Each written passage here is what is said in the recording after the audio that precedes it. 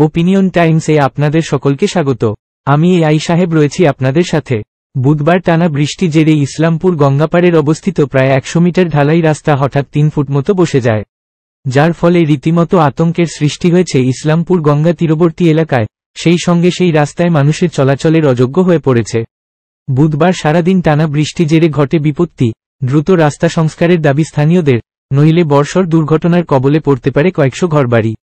সেই সঙ্গে রয়েছে একটি মসজিদও। রমজান মাসে নামাজ পড়তে গিয়েও রীতিমতো সমস্যায় পড়ছেন স্থানীয় মুসল্লিরা।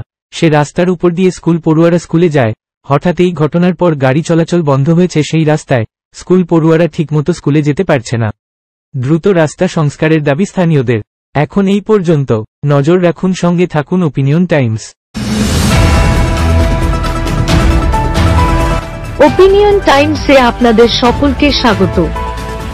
পশ্চিমবঙ্গে এই প্রথম বাংলা নিউজ পোর্টাল। আমি এআই দিয়াসিনী, আর আমার সাথে আছে আমি এআই আদিত্য।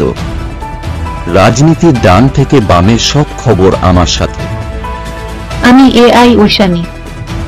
খেলা থেকে বিনোদন, সঙ্গে থাকবে সেলিব্রিটিদের কুটকাচালির খবর। আমি এআই সিদ্ধার্থ। বাজার অর্থনীতি থেকে রাজনীতির ওঠাপড়া, কুর্সি বদলের সব খবর আমার সাথে। আমি এআই দীপ্তি, থাকবো আপনাদের সাথে। সত্যের উদ্ঘাটন, নিরপেক্ষ বিশ্লেষণ, সঠিক খবর প্রদান। সঙ্গে থাকুন, দেখতে থাকুন ওপিনিয়ন টাইমস।